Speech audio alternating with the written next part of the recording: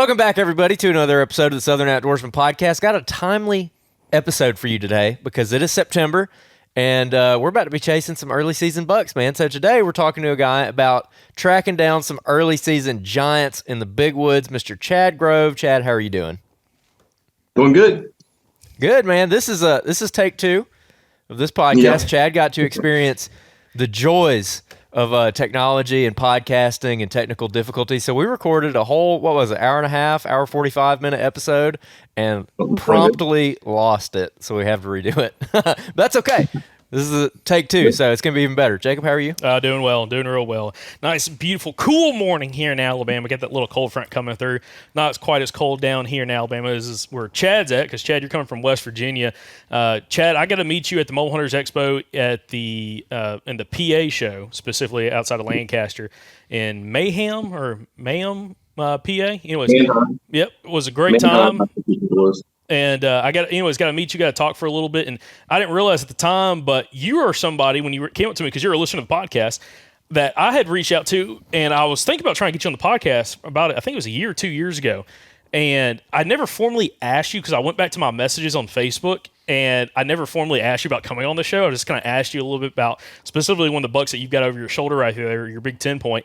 And because I saw you kill on public land opening day, and I'm like, man, this is pretty sweet. I'd love to kind of get some more information out. So full circle, about a year or 2 years later, we're actually making this episode happen. But Chad, can you? One thing I wanted to ask you right off the rip is, when it comes to like targeting specific mature bucks, do you what's your thought process between hunting early season versus the rut or late season when it comes to targeting specific bucks, especially those kind of bucks you're hunting up in the mountains on public land? Well, honestly, I think it's the best time to try to kill them, because those deer are just so in a tighter pattern early in the season than they are during the rut. I hear many mountain hunters say they hate the rut because these deer are just running so wide and so far. Sometimes it can be very, you're sitting for days sometimes waiting for them to come back through. But I feel like this time of year, it's just they're in a much more condensed area from food and cover and all that. And it's funny, I was just reading actually yesterday from Penn State, their forest blog. I like to read that from time to time. I know you guys have talked about that before. But they had an article in there showing like how far bucks are moving in that month of September. And then it's about October 15th is when it starts to ramp up. So, really, these states, mountain states that have early season openers that start in September, and you guys really have a month or more, month and a half, that you can be targeting those. Unfortunately, here we don't open until usually the end of September, beginning of October. So you get about a 2-week window. And I've been thinking about some of that. What does make that better? And I think it's just, they are so condensed right then that you can even use your trail camera data for right now. Oftentimes you hear guys talking about using that historical data, which is very good that time of year. But oftentimes you can use your trail camera data because that deer is not going to be 10 miles away the next time you check that camera or whatever. So you kind of have a period of time that if you're running trail cameras like I do, you can use that in real time almost, because that buck is still going to be using that kind of pattern right then and there. And I just think it just helps condense them down. I mean, their food, their bedding, all of that. And they're more daylight active. They're unpressured this time of year. And you have all summer to get ready for this. I kind of look at it like, when you watch those guys in NASCAR, they're training for that Daytona 500 to come up. That's kind of what like opening day is to me. It's like you're starting that time. Well, no other time during the year can I go and get all that camera data and not be focused on hunting, because once hunting season starts, we all know now we're hunting. It's hard to check cameras. It just gets to be a lot more difficult. But coming into that early season, your opening of the season, I think you're more focused. You're mentally fresh. You're not as wore down from being in the woods all the time. I just feel like it's a better time to focus on those big mature bucks and nobody's doing it in the mountains for the most part. The pressure's low. I know there's some areas of the country where it happens more, probably more in ag country and things like that. But in the mountains, I hear a lot of people complain about the heat, the bugs, the snakes, all those kinds of things that potentially could be out there that time of year. But it really is an untapped time in the mountains, I think, sure.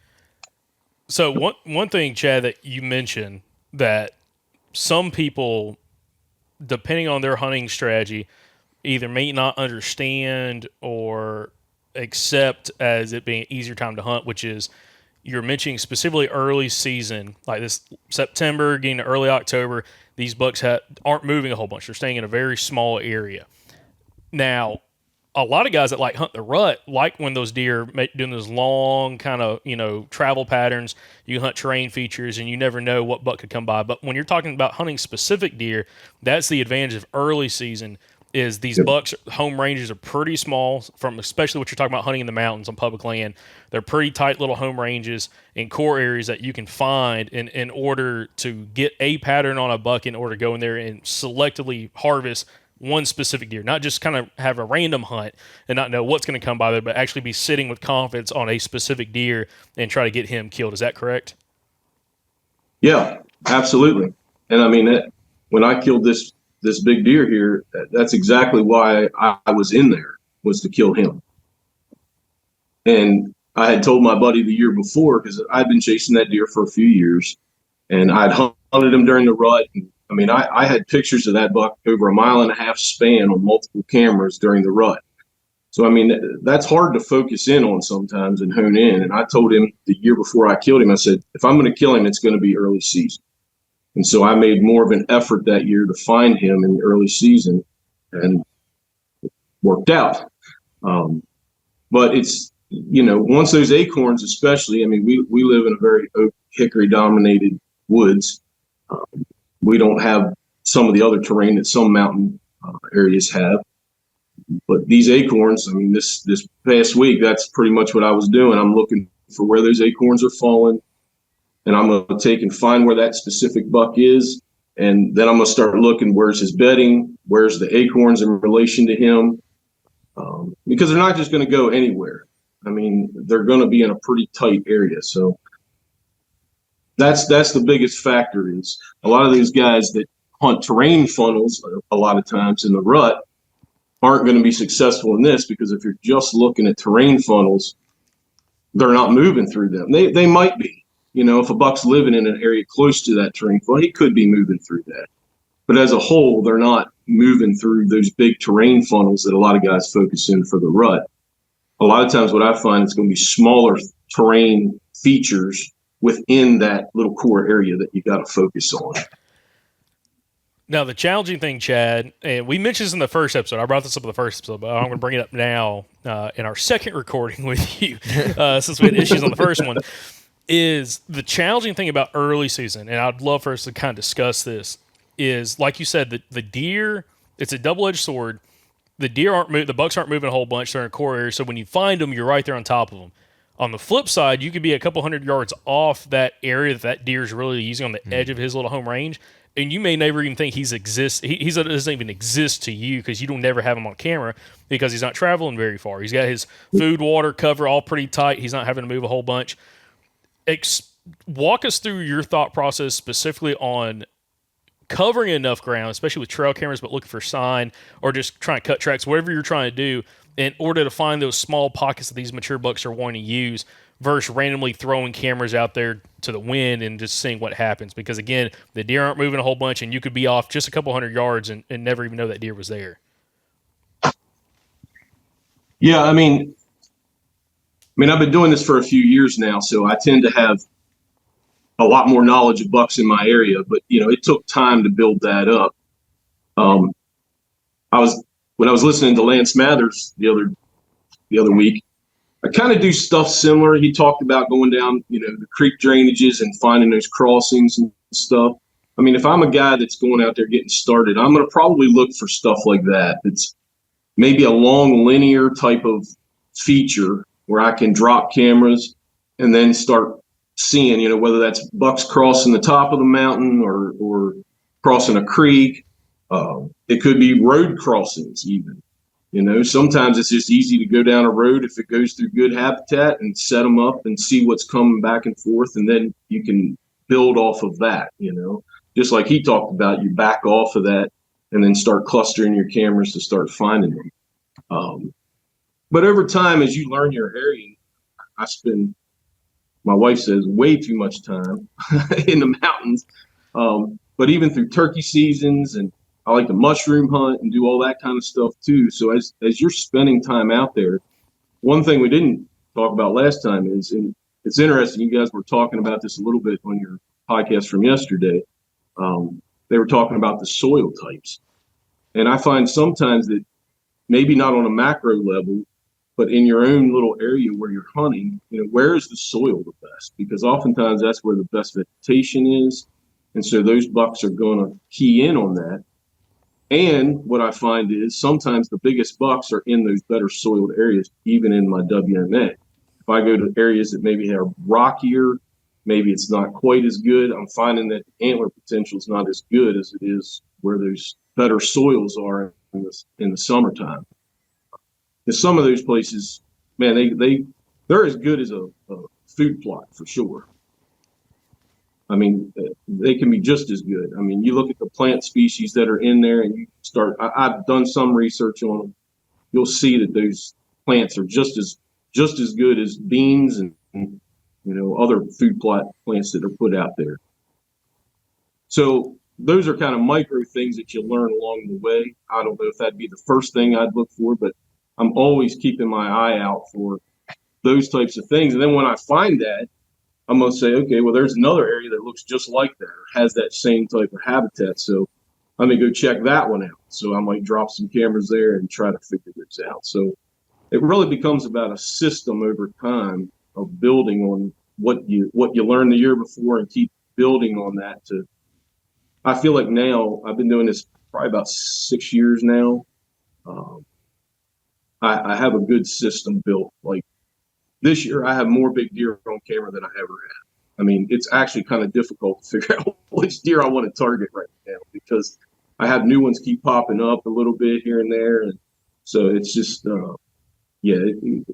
I think just focusing on those long linear terrain features possible, if you have a long ridge and you've got drainages coming up and you can find those trails where they're crossing the top or run those things. And if the habitat looks good, look for it. I mean, or drop some cameras in there and see what is available for the deer in there, and then see what's running around in there.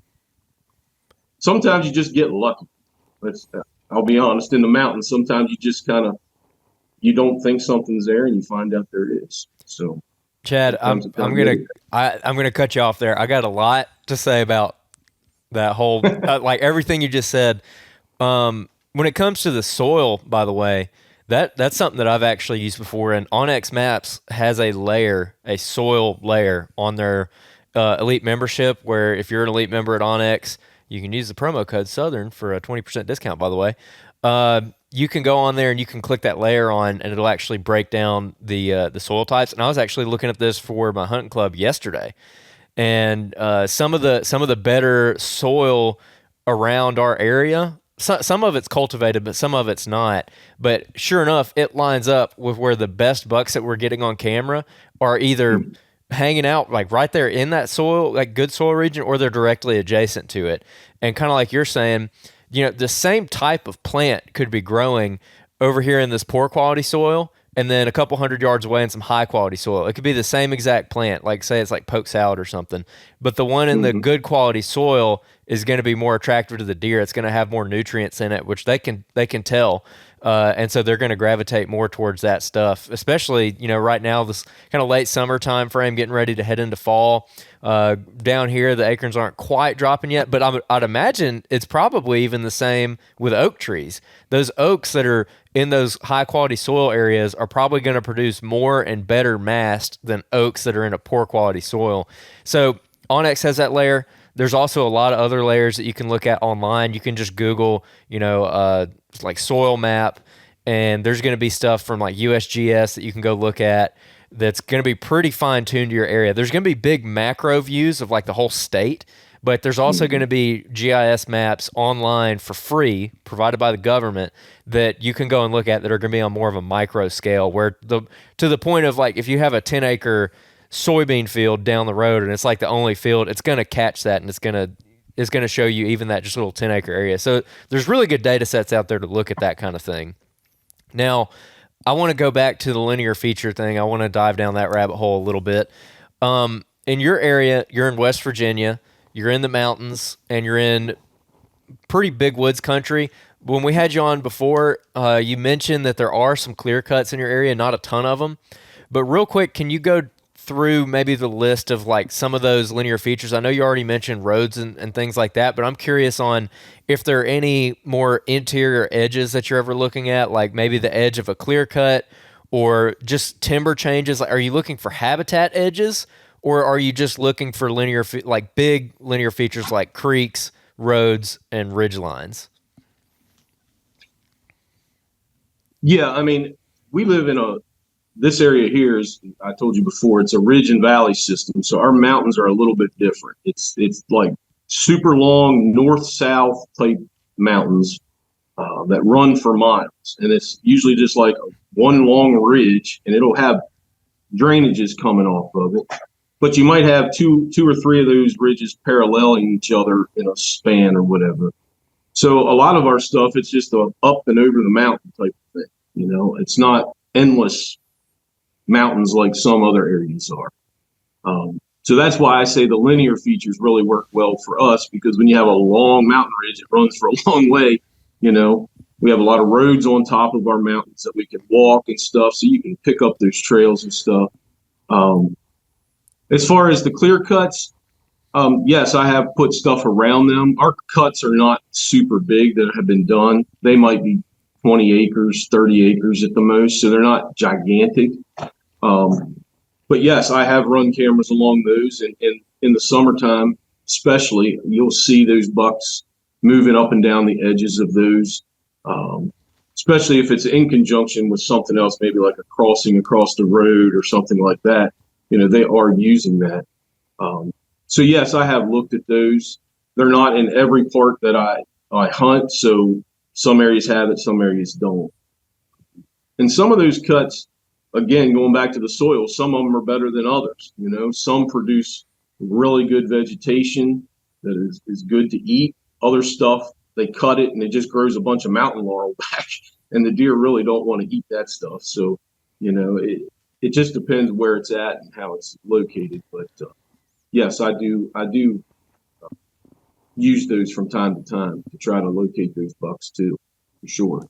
Okay. Now, Jacob's trying to get in on me here. I want you to ask the question. I thought you were going to do it, but you didn't.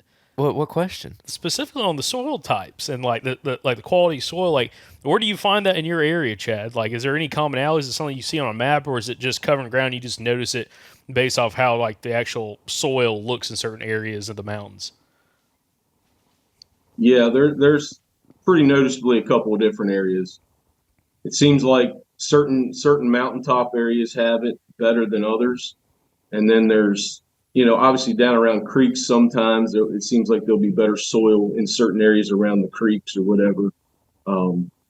Those are probably the two main things when it comes to soil, because we have a lot of rocks. I think we grow rocks up there.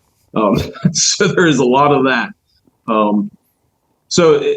When you got a lot of rocks and stuff, it becomes pretty easy to see what's growing well and what's not. I mean, this time of year, especially, you walk through, you're going to see all the green on the ground. It's pretty noticeable. But yeah, I mean, most of it's the tops of the mountains in places, and down around creeks is where I'd say the vast majority of it is better. Okay. Now, getting back to the cameras, by the way, or just general scouting, when you're out right now, you know, mid-September timeframe, roughly, what is it that you're looking for? Are you exclusively looking for oaks dropping, or are you starting to look for any kind of buck sign being that they're starting to shed velvet pretty much right now? Well, probably most of what I've been looking for, you're looking for tracks a lot early in the season. If you're in a softer area, whether it's a creek crossing, trail, top of the mountain, you're going to see where that activity has been. So through the summer, I would say that's probably the number one sign that you're looking for is tracks, and just general wear and tear on the trails to say where they've been, and browse sign. You can see where the things have been browsed and where they've been at. But when some of those areas have lots of browse, it's hard to focus on what exact one spot that they're feeding at. But you can have a general idea. As far as buck sign, we talked about this a little bit, but I don't. It's good to see it, obviously, when I'm doing it. But when I'm starting to focus on specific bucks, most of the time I have camera footage of the bucks that I'm chasing. So I'm not specifically looking at the sign, although, maybe I need some help figuring out where he's going to. Maybe I have some pictures or something, but maybe I need to adjust my cameras. Maybe I don't feel I'm right on that deer. I'll look for that stuff. And obviously it'll be helpful. A lot of our deer here, some of them will start shedding here in the next week. I've seen them go as late as the 23rd of September till they shed. So sometimes it can be hit or miss on what bucks are making the sign and what aren't.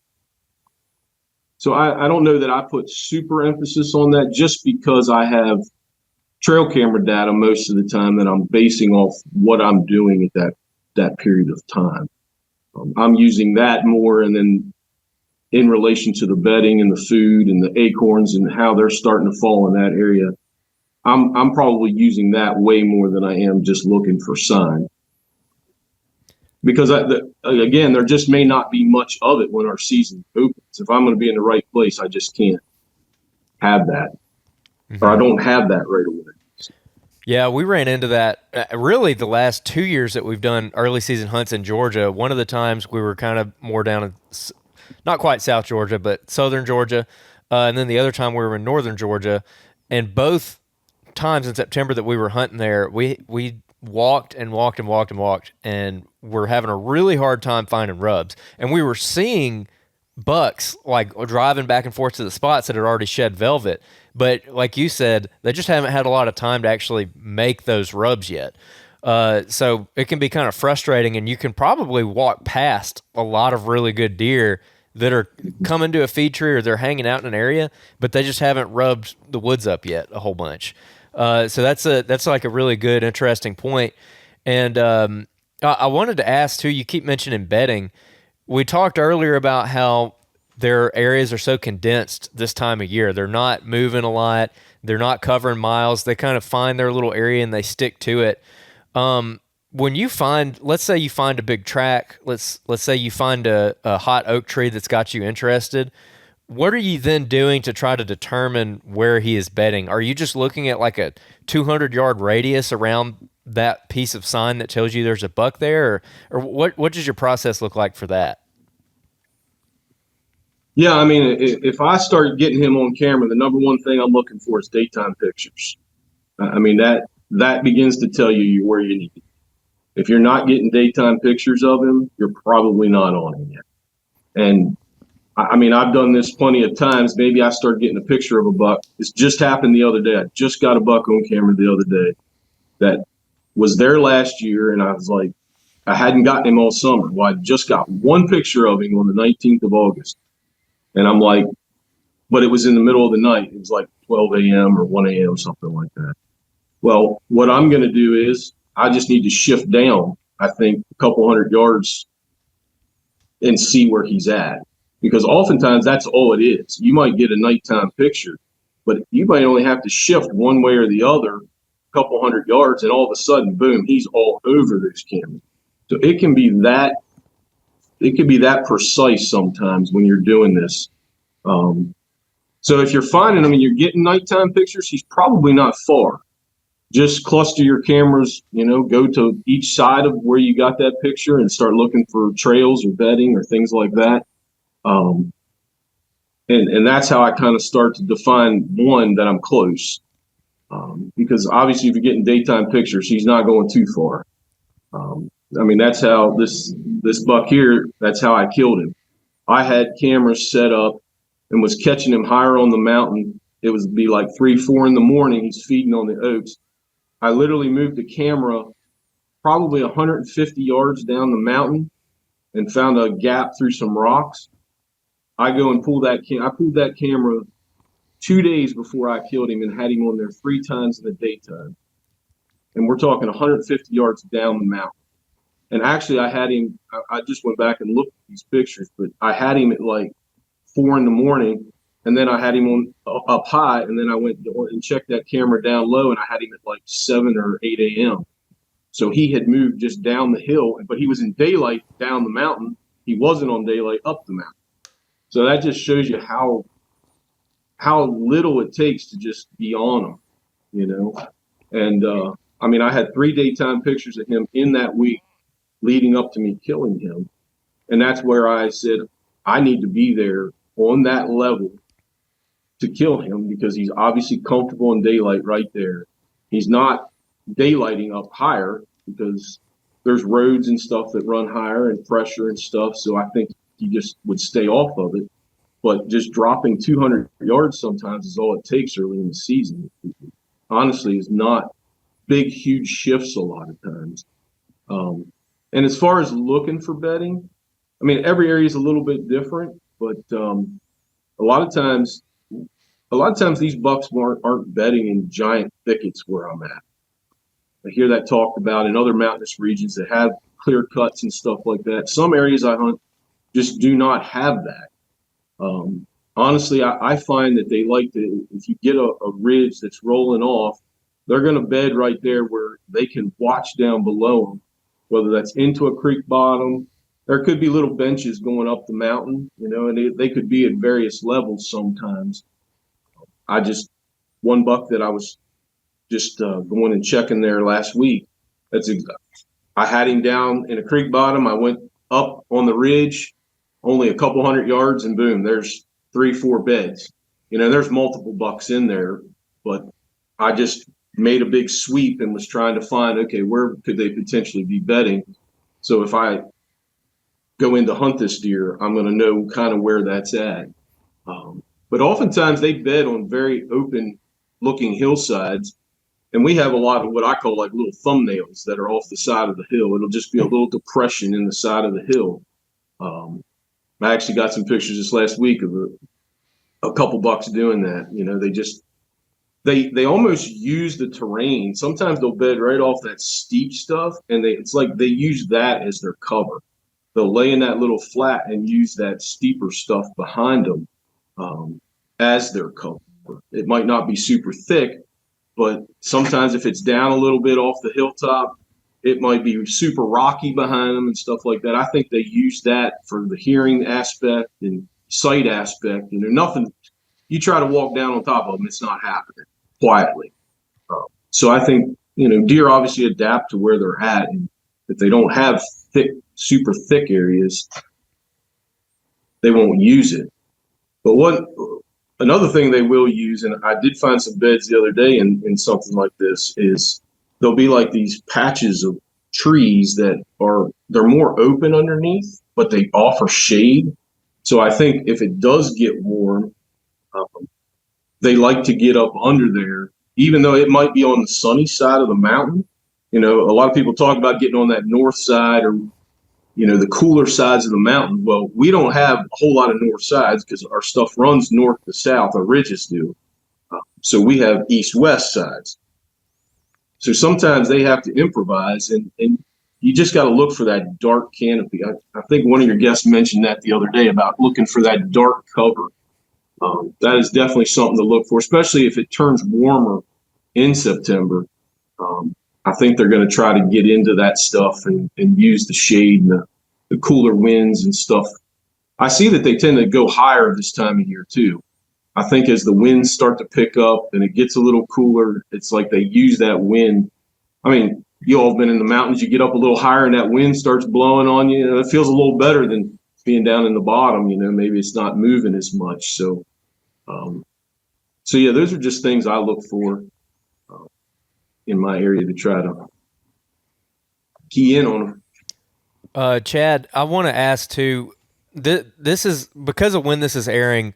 A lot of what you're talking about is going to be able to, like, listeners are going to be able to take it here in the next week or two and go and start applying it.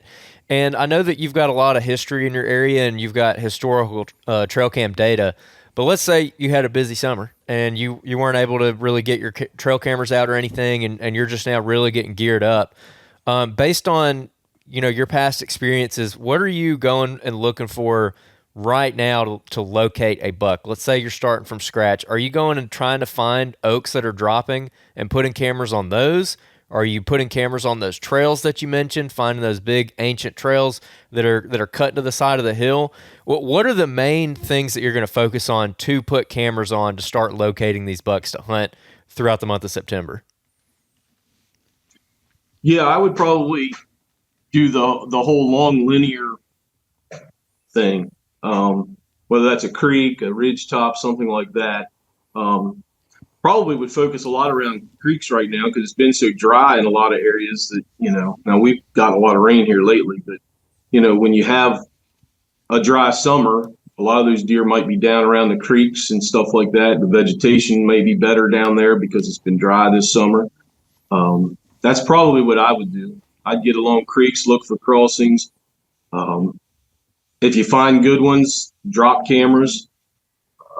If I had 10 cameras, I'd probably drop, 7 or 8 of them for sure along that to start.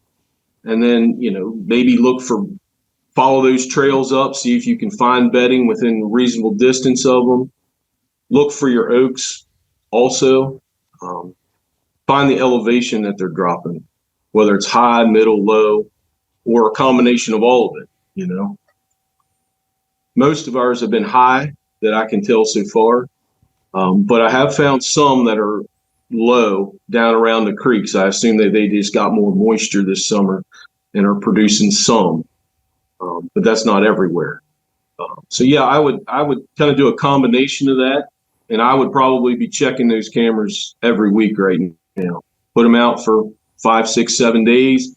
Go back in, see what you got. If you've got bucks that you want to target, then start clustering those cameras out from that. Look for those trails leading to whatever food source may be, or and I try to check both. If I find those beds, I'm going to go above them, try to see if there's any food sources above that they could be coming to. Go below, is there water, is there food? Just try to make that determination where they're at and what they're doing. Now, I would just say this too: if a guy's just getting started, I wouldn't get my expectations too high to start, as far as a specific buck. I would just focus a little bit more on finding a good deer and then go from there. I gotta ask about this. You're saying go and check the cameras every week. You're saying if you find that bedding area, you're going to go below it. You're basically going to walk around it and try to find food sources within a reasonable distance of that. What are your thoughts on just putting pressure on the deer by doing that? Are you kind of tiptoeing around? Are you trying to be really careful about that? Or just what are your thoughts about potentially bumping those deer and kind of boogering up the spot? You do have to be smart about it. I mean, if I have a good idea of where that deer might be bedding, I'm obviously not going to, I might take one trip like I did the other day to locate that. I'm not going to keep going back in there and busting them out every time. So I'm going to probably try to put my cameras more on the edge of those trails where I think I can get to them and check them reasonably. Yeah, I had a spot the other day that I just felt like, how am I going to get here to check this camera without boogering up deer if they're bedding in here? So I didn't put one there, because you do have to be a little bit mindful of that. But at the same time, I feel like they tolerate a little bit more this time of year. I mean, they haven't been hunted all year. So, it depends on your area. We have a lot of hikers and stuff that go through our area and hike trails and stuff like that. So you have to kind of look at that, how much human presence are they used to? in a given time. I mean, if you're hunting really remote mountains and trying to do this stuff, it might be a little bit different. You might not want to put as much pressure, but if you're just going in and you're trying to find stuff now, you've got to have the information or you're not going to be on them. So it's kind of that balance of I have to have enough information, but not enough that I'm pushing the deer out. So it kind of is a tightrope walk when you're doing some of that for sure. I've got another question, Chad, specifically when you talked about water sources earlier being like those creeks been real dry. On those mountains that you hunt, do you ever find like any springs higher up in elevation, or is it mostly just like the runoffs and the creeks? There are some small seeps that come out of the mountain. There are a few. Actually, I just pulled a camera off of one the other day, and back in July when it was super hot, I had 7 deer on that seep at one time. There was 4 bucks and a doe and a couple fawns on it, all at the same time, all in daylight too. So yeah, there are those, and I keep my eyes out. Whenever I'm scouting throughout the year, I'll mark those on my Onyx and make sure I know where they're at.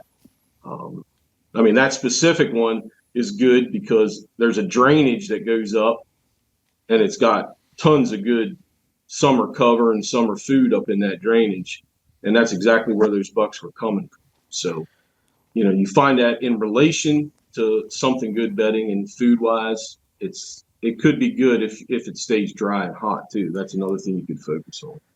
I'm trying to think, I know at least one guy, I think it's Jason Miller out of Virginia, we had on podcast probably 3 years ago, and he in Virginia on something that was a national forest, he finds not a lot of those, but he'll focus on some of those seeps or I think technical terms vernal pools, where it's like a pool of water high in elevation that's coming out of a spring. And he does it both for bear but also deer, and he has a lot of success at least getting inventory of both on those, because he likes to bear hunt early and then kind of do some deer hunting as well. And I was just curious, kind of like in those mountains, because I've been to places that like you'll find some of those seeps or creeks at pretty high elevations. I've seen that especially in Arkansas, and it was amazing when you get into one of those areas, like especially now this is talking like more mid-October time frame, but how much buck sign you would find around those. Again, they probably would have been awesome, late September when their season opened, to kind of hunt around that potentially, try to catch a buck high elevation, try to come and grab some water, on an afternoon or in a morning, before, going to bed or coming back from bed. But it's just one of those things that I can see is for buck inventory as well, especially summertime, early fall, probably a really good spot. Plus, if it's high elevation during the rut, it might be good to leave a camera there, just because it'd be a great spot for buck to grab some water while he's rutting, chasing does, covering a bunch of ground, so he doesn't have to drop down in elevation very far if he doesn't need to. Yep. Yeah, I think those smaller ones honestly can get more activity than the bigger creeks and stuff at times. In the summer, maybe not as much. I mean, it just depends on your area and what you have. I mean, some areas when it gets dry in the summertime, all that stuff up high just dries up, so there's nothing there. So they might have to drop lower to get to some of that water. And plus there's a change, they can get a lot of moisture from the vegetation in the summertime, so they may not need it as much. But when it gets to the fall, they probably actually need more water because everything dries up and dies, and the vegetation's not giving them as much. So sometimes I think those little hidden gems of water in the mountains are where those bigger bucks probably like to go more than the bigger areas for sure. All right, Chad, I want to run by a scenario for you that I was I was told this on our last Patreon Hunters Hangout meeting 2 weeks ago from a listener. He's in North Carolina. I'll keep his name off the podcast, kind of keep it a little private. He's hunting the mountains on public land. He's chasing a mega giant. I mean, mega giant deer, giant typical buck in the mountains. And he actually shared some photos of the deer on the meeting, and we were kind of like talking about the situation. I want to run the scenario by you and kind of get your thoughts on it. He's got an axis from the bottom going up in elevation. He's catching the buck specifically during daylight, mid-morning, working in and around a big saddle, and he's got a camera specifically there on a big scrape, and that buck is not specifically working the scrape, working the licking branch, anything like that. But he's got other bucks coming through there that's kind of touching the licking branch. And pretty much he's getting the buck just kind of walking through there, kind of checking stuff out and kind of easing back through. The issue, though, with the spot, and I want to get your thoughts on this because it sounds like a lot of your stuff you're coming off the top. He's got to come in from the bottom. The face he's got to come in on is the face he thinks the buck's bedding on, okay? So as he's coming up the slope, he thinks the buck's bedding somewhere on that slope, and it's pretty much all choked out with mountain laurel. The whole everything below that saddle is all mountain laurel on one side of the saddle, and then on the opposite side of the saddle, again on the same slope, it's just choked out with mountain laurel. In a situation like that, when you're getting a buck on camera, and he's getting them pretty regular, I mean multiple times a week on daylight, coming in and around that saddle, around that mock scrape, and their season, by the time this episode comes out, their season's already open, but their season opens this Saturday, coming up the 7th. What is your thought process specifically on a situation like that when your only access is the same slope that he's assuming the deer's bedded on, and he's got other cameras in and around it, and on one side of the saddle, for example, I'm going to say the left-hand side of the saddle, if you're looking at it on that slope, he hasn't got the buck on camera. He's assuming he's coming from the right-hand side of the saddle in that mountain laurel patch. What is your thought on access and how you would hunt a situation like that when you need to kind of go up in elevation to catch where that buck's coming through? Well, I guess it would be similar probably like when I killed this deer, coming down, I guess would be similar, just in the opposite, is trying to get off to one side or the other. I mean, if you think he's bedding in a certain area, you got to make a reasonable assumption about how far away maybe on that face you need to come up to get where you need to be. If you're trying to get to a certain elevation, I would get off, if is he accessing a trail or just going up the mountain? Just bushwhacking. And he said it's rough. Yeah. I mean, I would probably just try to get as far off to one side or the other till I get to the elevation I need and then side hill across, Is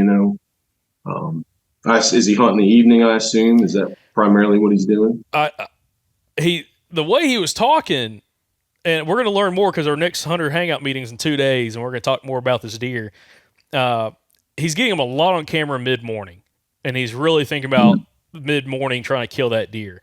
So, which would be great thermal-wise coming up in elevation, but it's also you don't really know where that deer is at that time.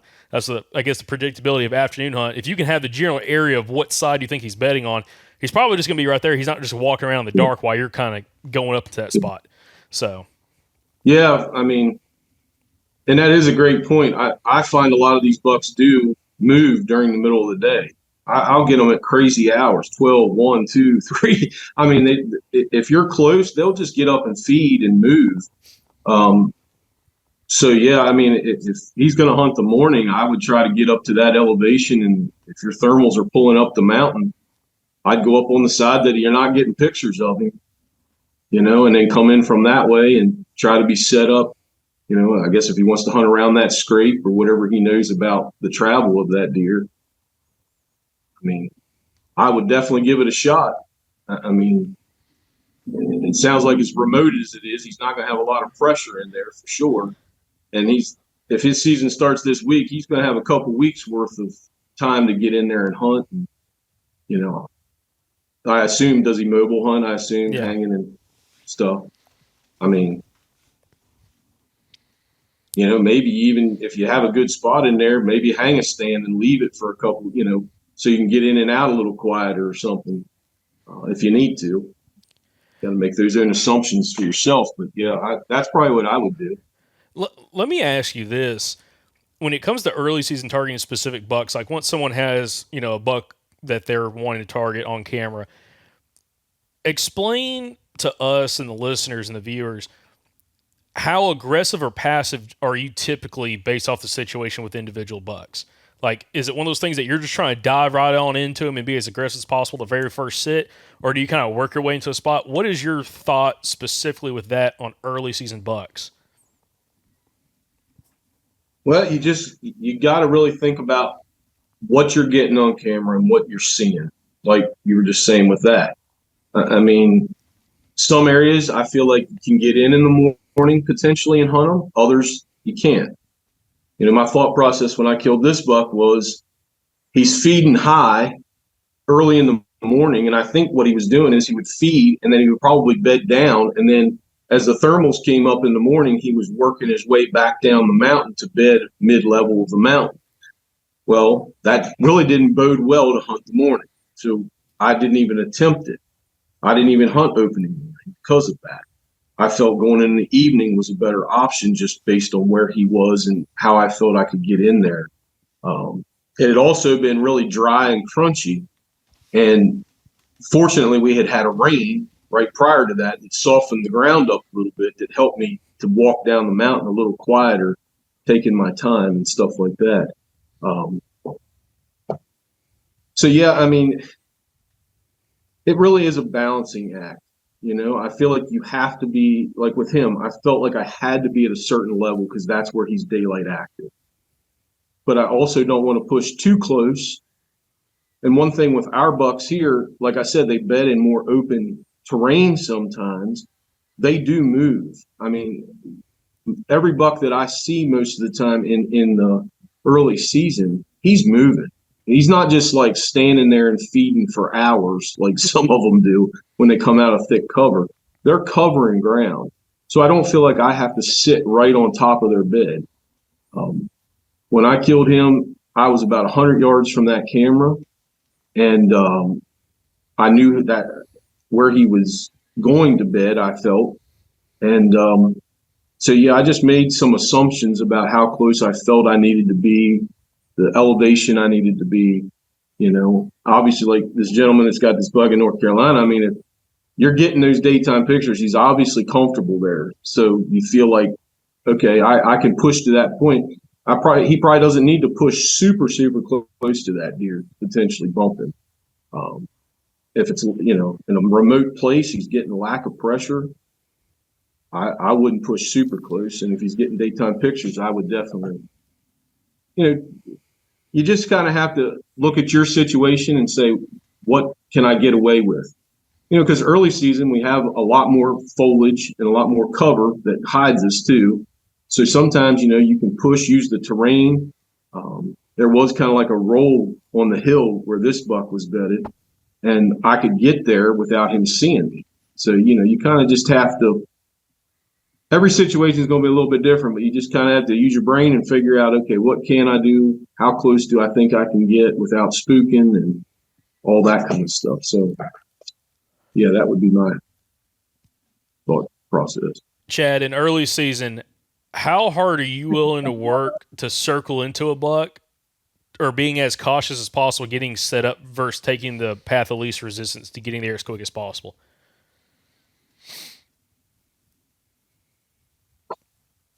Well, I mean, I guess if it was necessary, I would take what I needed to do to get there. Fortunately, where I hunt, we have a lot of roads and stuff that were put in there, and we can access things pretty quickly. I mean, I'm going to access as quickly as I can till I get to the area where I need to be. You know, I don't know. I would just bushwhack just to bushwhack. If I've got an easier way in there that gets me there quicker, obviously I'm going to use that.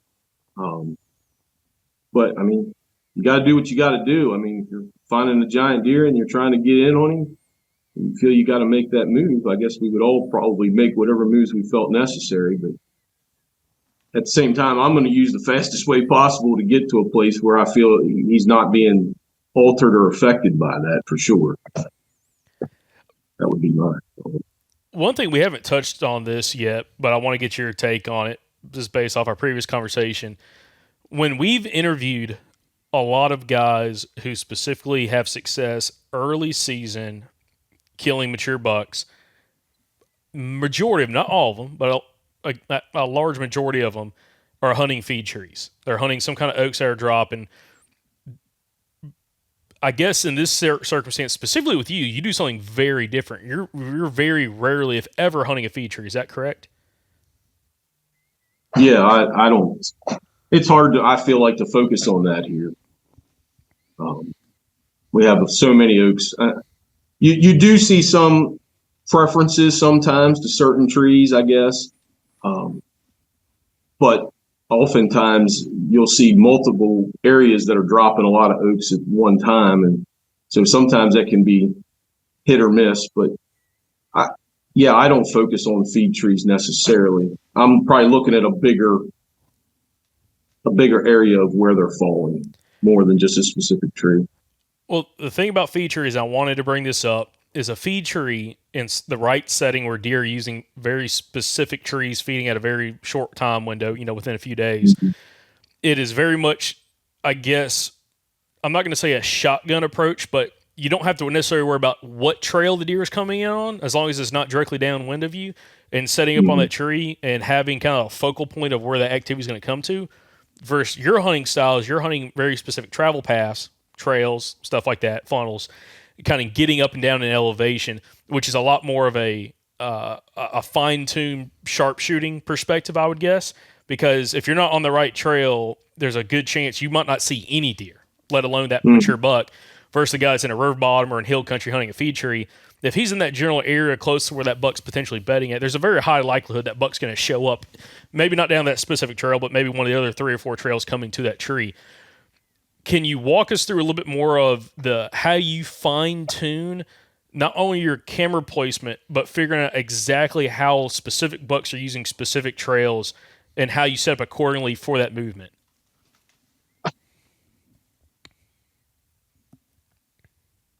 Well, sometimes it can be very difficult with the trail situation because, like, that deer wasn't even on a trail when I shot him. It was more kind of reading the terrain a little bit. But sometimes these big mature bucks will, they'll jump off of trails and they'll just find some way to get up the mountain that you don't even think they would be doing. So, I mean, I would say in the mountains, we have to guess a lot, to be honest. I mean, we try to get the intel that we need, but a lot of it's just looking at the situation in front of you and saying, okay, how do I think he's getting there? Because oftentimes, yes, they're going to be in a small area, but he might be bedded over here one day and over here the next day. So trying to figure out exactly which trail he's coming out that day can be difficult. So, yeah, I probably try to. Sometimes you are shotgunning around that area, but I want to know where those trails are coming up from that bedding. Because a lot of times what I see is I think they like to bed higher right after they feed in the morning, and then they'll drop down middle of the mountain. So I'm going to maybe look at where is that at and how are they coming back up out of that, and try to see where that confluence of trails, there might be 3 or 4 trails coming together in one place. So I'm going to look for that and maybe run cameras right there, and just where do they all come together, really? If I can find that and see where that's happening, there's a camera going there for sure. I mean, because I want to see what's coming in and out of there. And then I may back some of those cameras up after those trails split, too. So you maybe aren't bumping it too much or whatever. But yeah, sometimes it's very difficult because, one day they could be bedded on over here and there might be multiple beds along that edge. They're not in one specific bed all the time. So sometimes that can be hard to figure out exactly what they're doing for sure. Go ahead. Well, so I think that's a good point. Like, again, and I want to get you to tell your story of your Big 10 point here in just a moment on the situation with him, how he wasn't really using a well-worn trail, and how you made a last-minute decision in order to set up correctly, kill that deer, which is a really good story. I think that some really good lessons can be learned from. But also, specifically, one thing that you've mentioned a few times throughout this podcast, and we haven't really clarified it, and I'd love to get your take on it. A lot of people, when they are hunting hill country, maybe more mountains, it seems like, not everybody, but it seems like there's some kind of commonality of bucks are kind of working down in elevation, going down somewhere lower to go feed at night. You're talking a lot specifically of bucks coming up in elevation, or bedding off the side of the mountain, maybe halfway down the mountain, and they're coming up in elevation the evenings to feed. Why do you think that's the case specifically in your settings versus the flip side where some people are seeing them drop in elevation in the evenings? Well, the biggest reason for that, I think, is where the acorns are dropping that year. If the acorns are up high, they're coming up.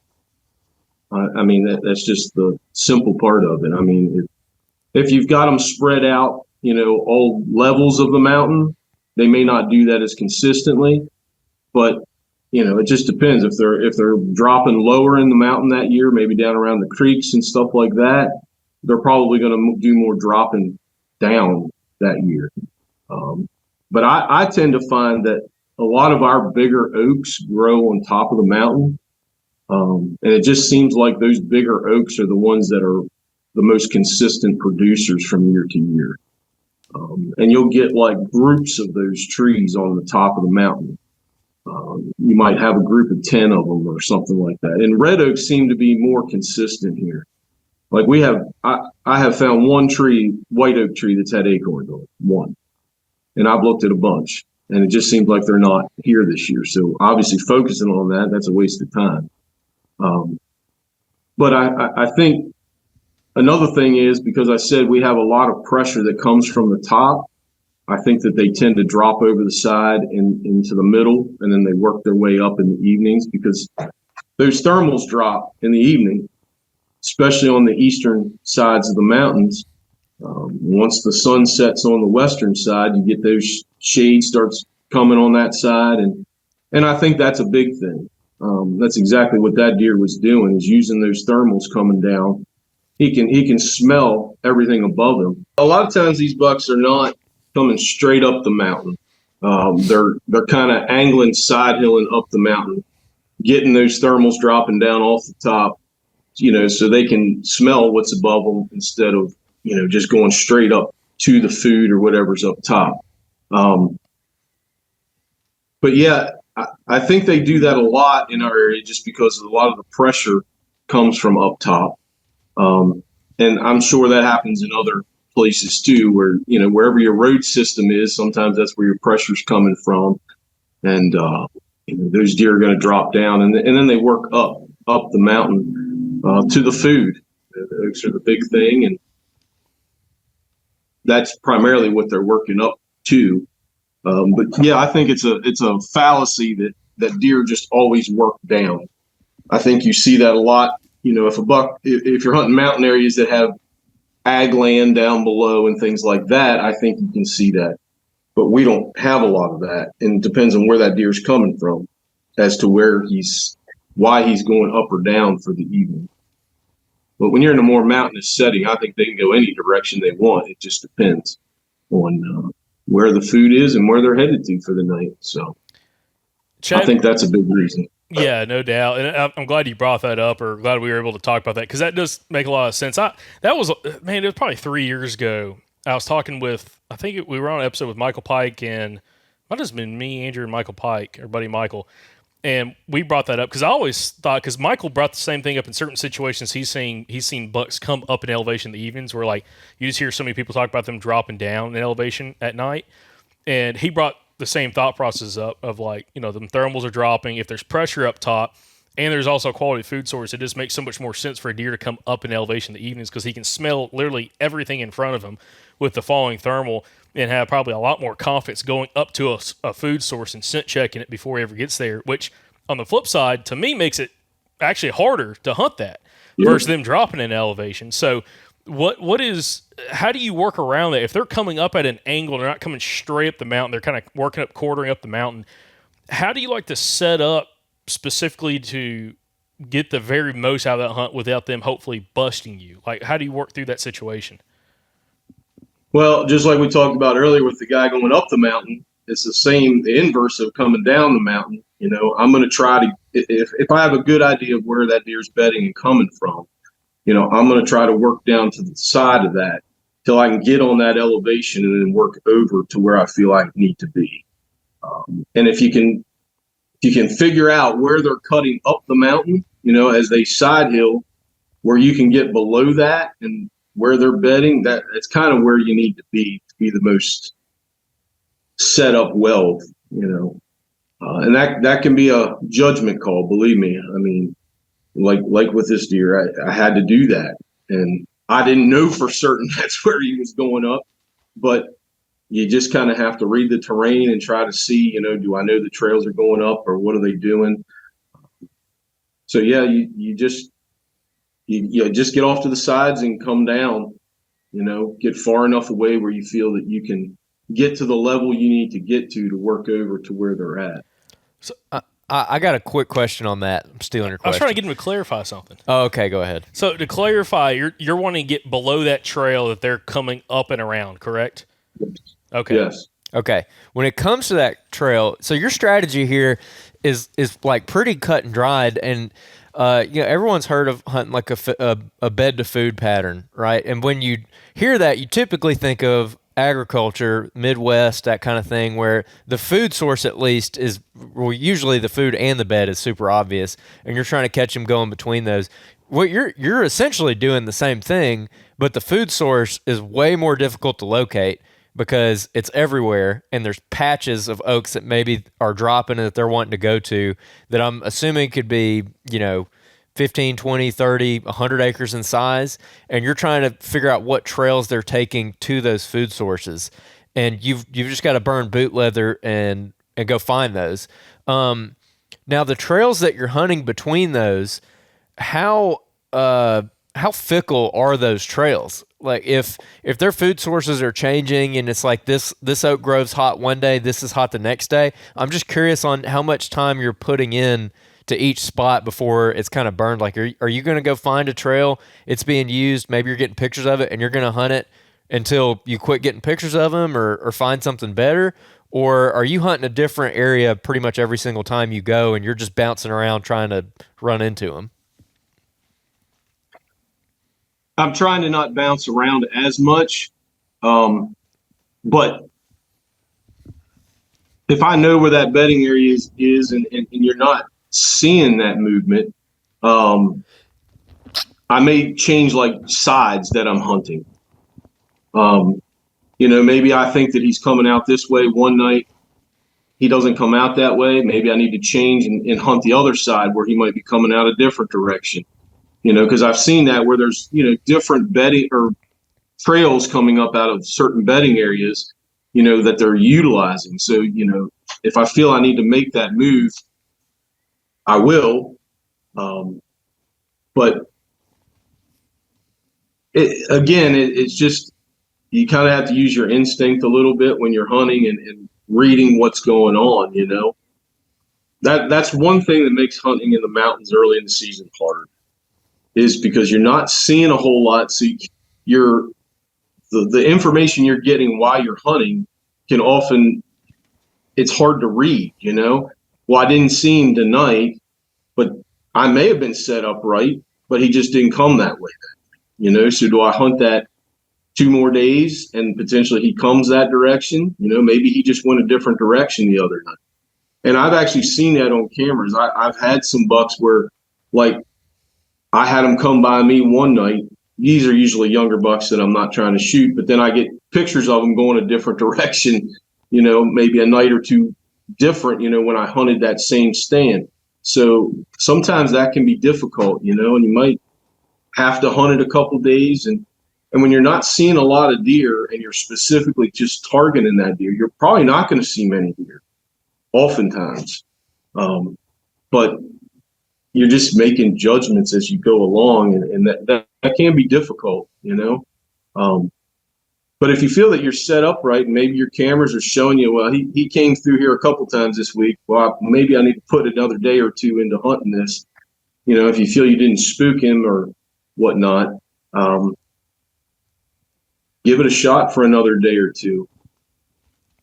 Yeah. There's just so much of mountain hunting. There's so much unknown that we don't know sometimes, that you just have to make assumptions and guesses with the limited information that you have. That's what oftentimes makes it so hard. But every now and then we get lucky and we make the right assumption and we get one to walk by us and we get a shot at it. Mm-hmm. Can we also just touch on your schedule, like how often you get to hunt? Last time we talked, you mentioned that, obviously you work a full-time job, you got a family, and so it's not super easy being able to just get out there like every single day to hunt. So how often are you actually getting to hunt, and how does that factor into your strategy? If you're having to go like Saturday to Saturday, or maybe you're getting a string 2 or 3 days together at a time, just what's your situation? Yeah, we are very busy.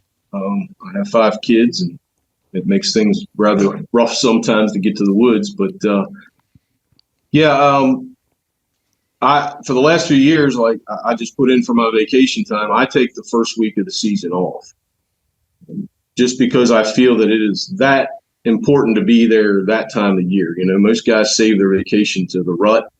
Um, in times when deer are moving more, I like to take at least 1 week of my vacation in that early season because I feel it can be that good, and it's been that good to me that I feel it's just necessary to be there.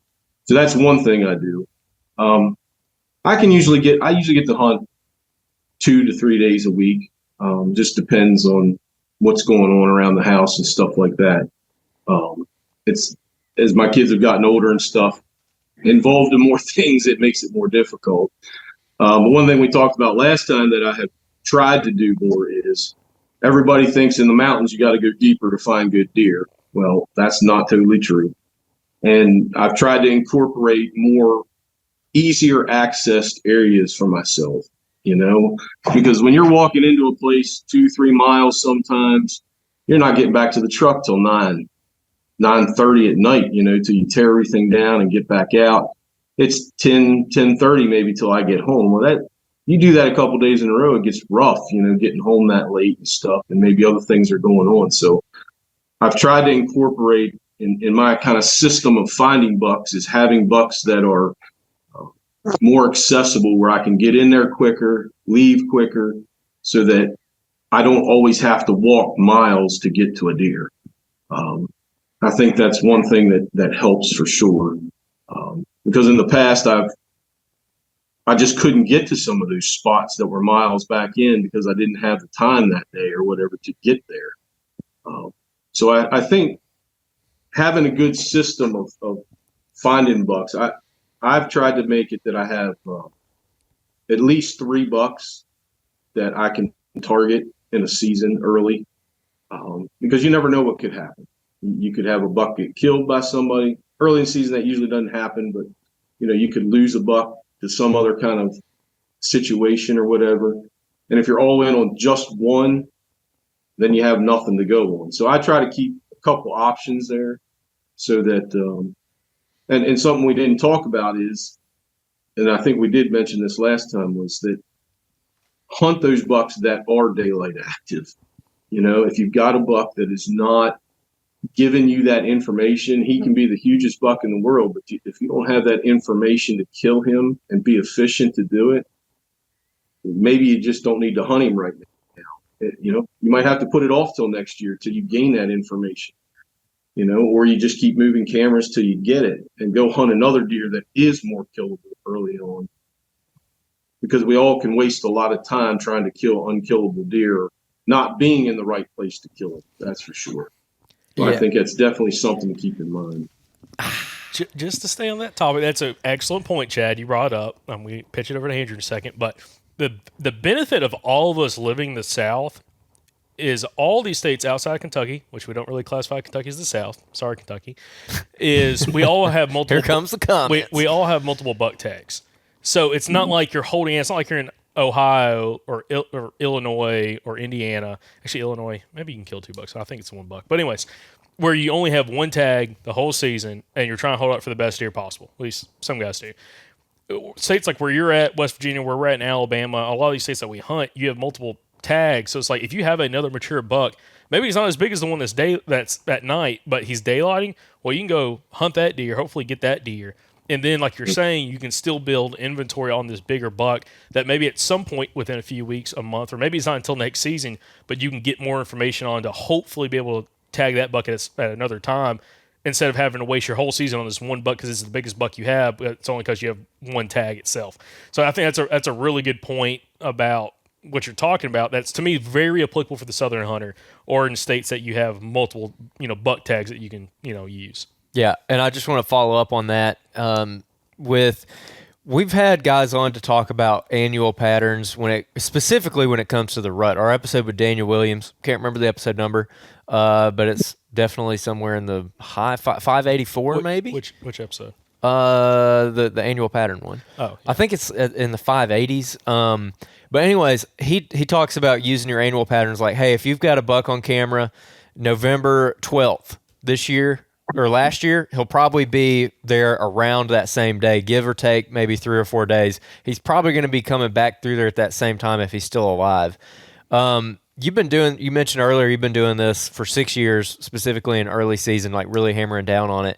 Have you noticed the same to be true when it comes to early season patterns, where you're seeing that these deer are doing the same thing early season, year to year, around those same dates?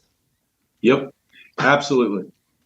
It's that's where you just build that system year after year, and it begins to compound on itself and make it a whole lot easier. That once you start finding those bucks, especially. I try to keep track of younger bucks through the years too, so that in following years I have those deer to hunt if they've made it through the season. Yeah, I just had that happen this past week. I have a cell camera set up, and there was a buck that I went back and looked at my data from last year, and when he started showing up on that, he's only a 3.5-year-old buck, but sure enough, I had him almost last week, that same time frame last year. I started catching pictures of him, showed up last week multiple times in the daylight, going in bed right there using that trail. So they most definitely do that. And, especially when you're doing it for younger bucks till they get to the age that you want to hunt them, whatever that is, it can help you out tremendously in the future to see those annual patterns for sure. So if somebody's got some trail camera pictures from last September, last October, that buck daylighted and you didn't capitalize, this might be your year. What were you going to say? No, well, that also goes back into saving images, not just deleting images if it's a smaller buck, yeah. but like, if you have a really nice 2-year-old that gets on camera, don't just delete that image because, he wasn't a target this year for you. Save it and also kind of maybe build inventory. And this is one thing I want to get to use, building history with individual bucks and kind of following it with them. Because one thing you mentioned to us on our last interview, again, that never became an episode because we lost, the SD card got corrupted, but it was a lot of the bucks that you're hunting and that you target, you have multiple years of history with. And I mean, what is your thought on that? Of like, if a certain buck, a young buck shows up, but you can tell he's got some really good potential, keeping tabs of that animal, keeping those photos documented, and keeping up with him over the next couple seasons, seeing how he progresses versus just deleting him and kind of forgetting everything about him. And then all of a sudden, in 2 years, he shows up, he's a 4.5-year-old, and he's a stud. And you're like, well, where did this deer come from? And instead of like keeping up with some of his information from years past. Yeah, you need to, for sure. I mean, I told you before, I'm running probably in the neighborhood of 50 cameras a year. The biggest challenge is keeping all that data compiled and accessible from year to year. I just got a zip drive and I keep it in my computer or put it in there, and I keep files on these deer, and I'll put from year to year and just go back. I mean, I've been doing that a lot here lately. Bucks that I've had a couple years of history, I'm going back looking, okay, where did I have them in early season? How frequently did I have them? This buck that I just had gotten one picture of there last week, I have pictures of that deer from last year, so I have a pretty good idea where I need to go put my cameras to probably catch him, because he's probably just over a little bit, and I could probably find him pretty quickly here. So yeah, it really helps with that. I mean, if your goal is to shoot big mature bucks and that's what you're chasing, well, you got to be able to find them to kill them, and keeping tabs on those deer makes it that much easier. I mean, for myself, because I've been doing it for long enough now and I've got a pretty good system set up, I didn't have to kill myself to go find all these deer this year. I didn't even get some cameras out until July because I had run cameras through the winter time and I knew what bucks had made it. So I had a pretty good idea already. You're not running around saying, did that buck make it from last year or not? I know he did. So now I just need to go get pictures of what did he become this year, and is he something I'm going to target for this season?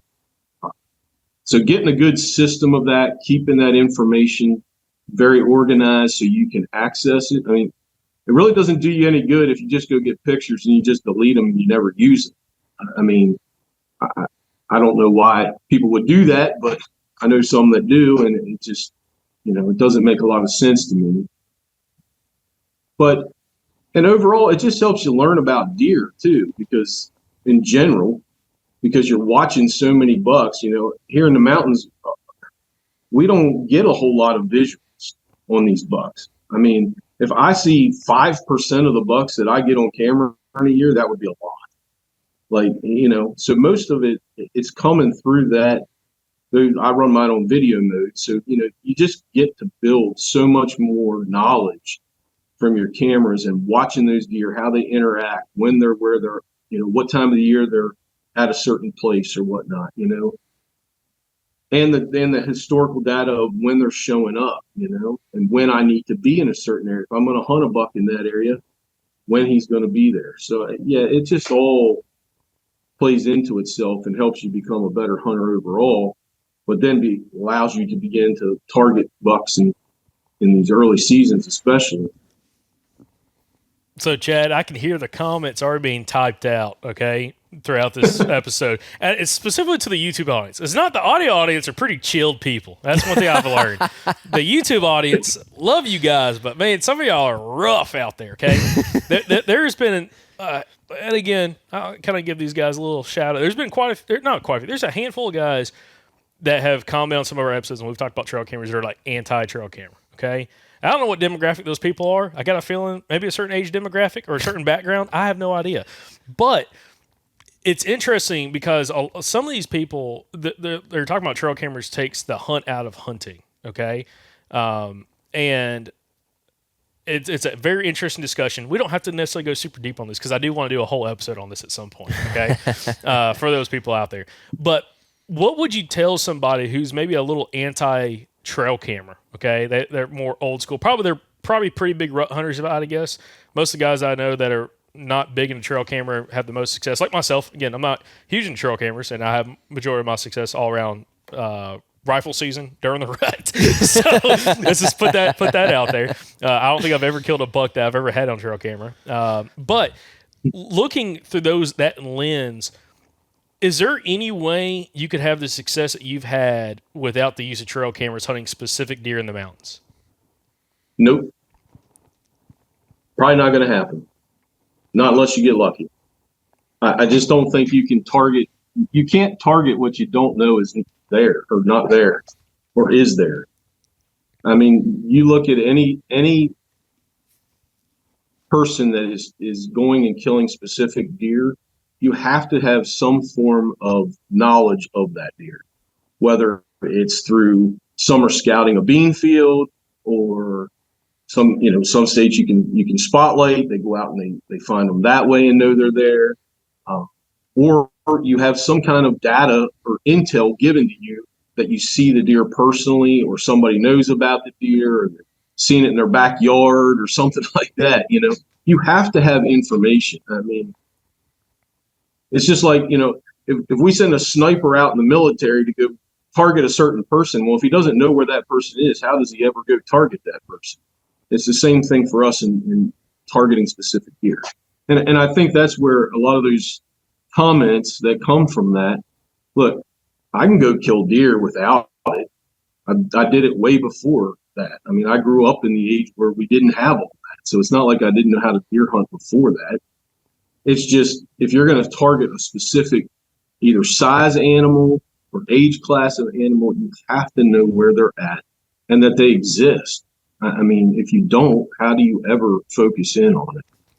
Yeah. So that's where trail cameras really give you that necessary information. Yeah, I see where guys get fired up about it, but I think there's something lost in translation there, because I don't know what their idea is of, like, for someone like you, like how you're using trail cameras. You're not putting it on like a food plot or a corn pile. It takes woodsmanship to go out and actually know how and where to place these cameras. You still have to be able to read sign. You still have to put yourself into the right areas. You have not read some of his comments. Oh God, because there's some people like, man, there ain't I've no seen skill. They're like, it's video game hunt. Yeah, there ain't no skill putting a trail camera out. And I'm like, Lord, okay. Well, see, that's what I'm saying. I'm like, I don't know what's in there. Like, what do they think that you just go like throw a trail camera up in the middle of the woods and like giant bucks start showing up everywhere? Like, I don't understand the thought process behind that. Is what I'm saying. Yeah, it's Chad. I don't know your thoughts on, but I find it's very entertaining, to be honest. When those comments come in, I'm like, I'm so glad you watch this podcast. I mean, I know the type. I've met some of those guys, and those guys are usually just saying. They're usually your ladder stand, food plot, that kind of. Oh, okay. Not all of them, but the ones that I've personally met who are like, and I'm just like, they're not going out in the woods and finding a licking branch or feed sign off in the thicket. I mean, now not all of them are like that once again, but the ones that I've met in person definitely like that. I don't know what these YouTube guys. I don't know what trail cameras did to them. They get fired up about it. I'll say this. Playing a little devil's advocate, I think the guys who give trail cameras a bad rap, okay, are the guys specifically on private land using cell cameras over bait during rifle season. I agree. Because I personally know a couple who've been public about it where they have ran trail cameras on bait piles where it's legal, or even a food plot, like kind of, early rifle season when the bucks aren't really rutting, it's kind of pre-rut. And they may be hunting on the other side of the property. They get a notification, and they are running over there with a rifle in their hands, and they're shooting that deer. Yep. And those are the ones I'm like, I'm not on the same page with you about that. Yeah, like, it might be legal where you're at, but like that's where like the whole fair chase kind of starts getting, it's a slippery slope going down that side of the mountain. So that's where I see where people abuse it. Yeah. Specific cell camera. I don't see how you can't really abuse a non-cellular camera. I mean, my thought, because I mean, you got to physically go out there and check the thing. It's like a cell camera. You put it on a bait pile. It's like, yeah, you could be on the other side of the property. That buck shows up. You run over there and shoot that deer on that bait pile. Okay.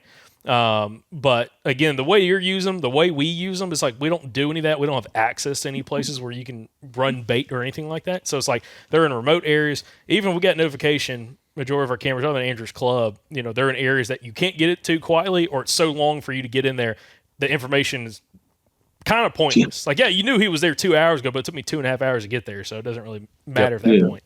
Yep. Yeah, I'm very much in the same mindset with that, and I think people just don't. They don't understand hunting in the mountains with a camera, what that entails. Like, I would love to take some of them along and just let them see what it feels like to check cameras. It takes me 7 or 8 hours to go check a handful of cameras because they're so far in 90+ degree heat, and you're sweating like crazy, and they don't understand the work that it takes to do that, and just we just can't scout effectively really any other way to target a specific animal, because how else do you see them? I mean, most of these bucks I have on camera I've never seen in person ever, and probably never will.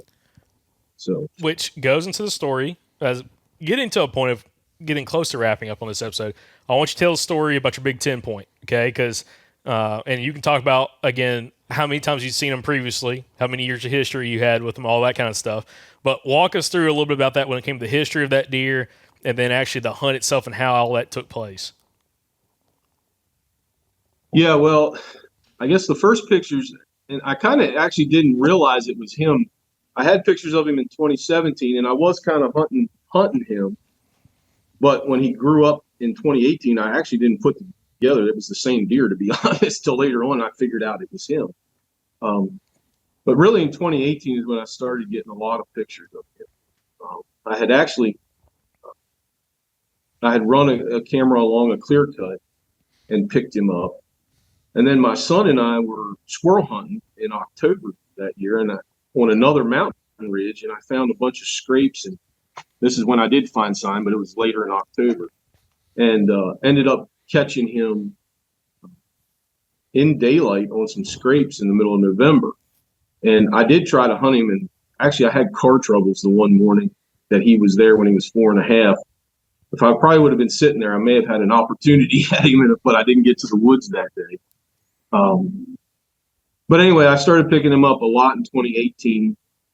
2019, I don't know if he changed a little bit or whatever, but I didn't even get pictures of him until like the 5th of November day, about a mile and a half away from where I killed him. So I did try to hunt him through the rut. Like I said, that just became kind of futile a little bit. And I dropped the camera in where I felt like he was spending some time or living at. In I guess that had been the summer of 2020. And I left that camera in there all summer. I didn't even check it that year till September 5th. I think I went in and checked it. And I only had 2 pictures of him all summer. My camera game was not as good back then. I've learned a little bit since then. But I had 1 picture of him on August 31st, and that's when I saw how big he had gotten. I mean, he just kind of blew up. I think he was 6.5 years old the year I killed him. And I mean, it just blew my mind. I sent pictures to friends and stuff, and they're like, that was like a deer from Kansas or something. Where'd that thing come from? And so once I got that first picture of him, I was doing some scouting, found a lot of acorns up high on the mountain that year. I felt like I told myself he's going to be here. So I clustered about 5 or 6 cameras on various trails coming out where I felt like he might be coming up to the top. And the interesting thing is I only had him on 1 of those. And that's something we haven't talked a lot about, but what you don't get on camera can tell you as much as what you do get on camera. Like you were saying about that gentleman from North Carolina, that can be just as important to help you with your access and stuff. So I started picking him up. Eventually I dropped another camera down. I found a trail where I felt like he could be coming up through. Sure enough, I go back in. Like I said, it was probably our season opened on the 26th of September that year.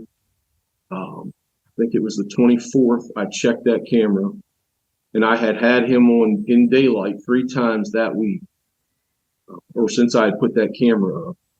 And so going in opening day, like I said, I didn't feel I could get in there to hunt the mornings just because of where he was. I didn't want to risk that. So I waited till the evening. Going in, I was kind of trying to figure out, okay, which way is he coming? I felt he could go 1 of 2 ways, but I knew the elevation I wanted to be at because it was obviously daylighting. He was comfortable there, and there was kind of a big rock break that went down the mountain, some big boulders. And there's another one that comes from this direction, and it kind of was the trail where he was going down through, but he never came up through it in the evening. I never had pictures of him coming to the top in the evening. So I felt like he was making some kind of loop to get up top. He had to be doing something because he was getting there at night. And so I ended up going down the right side of that rock break, and got down there, and there was just kind of a little drainage right there. It wasn't even really a huge drainage, just a little dip in the landscape. And my camera was about 100 yards away. I found one good tree right there. And when I looked at that, I was like, this looks like he could be coming through here and going up the mountain. So I got set up, and the wind was actually blowing into the mountain that day. It's coming from the east. It wasn't blowing super hard, which blows out some of the theory of them betting with the wind in their back all the time, because that was not happening. But the wind was kind of gently blowing into the mountain. So that helped when I came down the mountain, the wind's in my face, so it wasn't blowing down the hill. And then when I got set up, and we talked about, as the sun went down, the thermals started to cool down. And it was probably about 6:40, 6:45. It was kind of brushy in front of me, or there were some trees and vegetation. I couldn't see real well. I heard something in that little drainage below me, and all of a sudden this small 6-point pops out of it, and he comes up, and he comes to where I had walked down, and I intentionally didn't go into that little area where I felt the buck had come up, and I cut to the right. Well, that buck smelled kind of where I had walked, and he kind of saw me in the tree, and he kept head bobbing a little bit, and I'm watching him just, trying to sit still because I'm not wanting him to bust me. Well, I hear something else in the drainage, and I look over, and there he stands with that giant wide rack just swinging around. But I couldn't really get nervous because I've got this little buck in front of me I'm trying to keep from spooking. So he kind of kept my attention, and he kept kind of being nervous, like he didn't know what was up, and he kind of started to cut to where I thought he was going to get below me, where my thermals were dropping. But he got to a point and he just turned around and went back. And by this time, this buck is 50 yards away. And when the 6-point got to him, he let him have it right in the ribs, man, with his antlers, and sent that 6-point back down the hill. And that was the happiest I could be. I was like, you just run on back down there, buddy. I don't need you standing here in front of me. And because this deer had no idea I was there. And after he did that, he walked up and started to make that turn to go up the mountain. And he was 23 yards, and I shot him, hit him a little bit further back than I wanted, but it was high through the lungs and zipped right through him. And he ran 30 yards, stopped in the brush, and stood there. It took him probably a minute until he finally fell down. But I watched him go down right in front of me. I'm on the phone with my buddy, and he was about ready to jump out of the tree stand, because he was hunting a different spot a couple miles away. And when I told him, I said, he's dead. And he's like, no, he's not. No, he's not. He's like, call me if you're for real. And I called him. He's like, no way. And yeah, he helped me get him out. It was a little rough drag. It wasn't a super far drag, but it was all uphill and all through some rocks and junk. So it worked out well, probably one of the fact that he had that buck had no idea I was sitting there. I mean, none.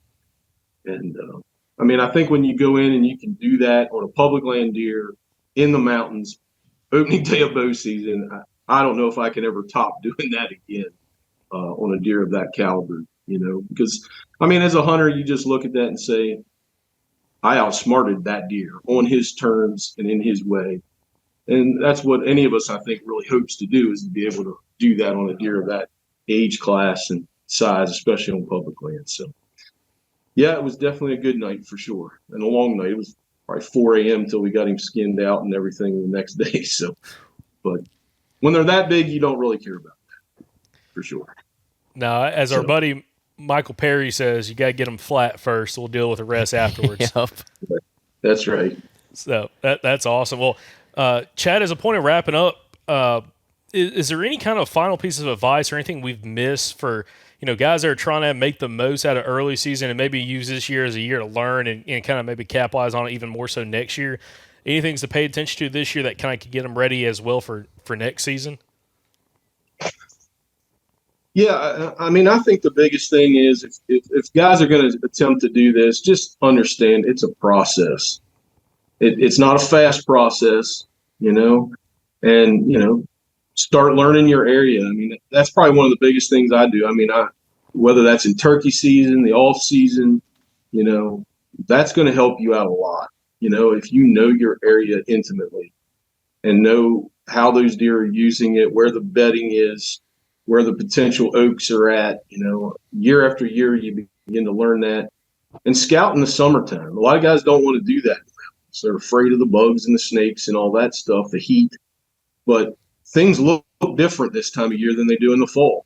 And learning that, because a lot of that vegetation grows up and dies. So you don't see that in the off season. If you're scouting in the wintertime, you're only going to see that this time of year. So, you kind of have to do this 365 days a year, learning things and being intimate with the area that you hunt. And, just keep at it. There's going to be a lot of failure. We were talking earlier about failed SD cards and all that kind of stuff. I've had trail cameras that got branches in front of them this year and took 600, 1,200 videos of nothing, you get that kind of frustration. It's going to be tough. It's going to be a lot of work, but if it's something that you feel you're up to, I think it can be the best time at killing a big mature mountain deer if you put the time and effort into learning and growing in it, for sure. Perfect. So keep at it. That's the big thing. Awesome. Well, Chad, we greatly appreciate you joining us again on doing this podcast. Again, second recording, one episode, second recording. For all the listeners out there and all the viewers, appreciate y'all watching and listening to the podcast. One of the biggest things y'all can do if you've enjoyed this episode and just enjoyed the podcast is share the show with some buddies. Again, whether you're on YouTube, share the video podcast. If you're on an audio platform, Apple, Spotify, iHeartRadio, share the show. And also, another thing you can do if you really enjoy the show is go leave us a 5-star written review on Apple Podcasts or just a 5-star review on Spotify. Again, it really helps us grow the show and be able to reach a lot more people. So, again, appreciate y'all watching, appreciate y'all listening, and we'll catch you back here on another episode from the Southern Outdoorsman Podcast. Remember, guys, y'all stay Southern.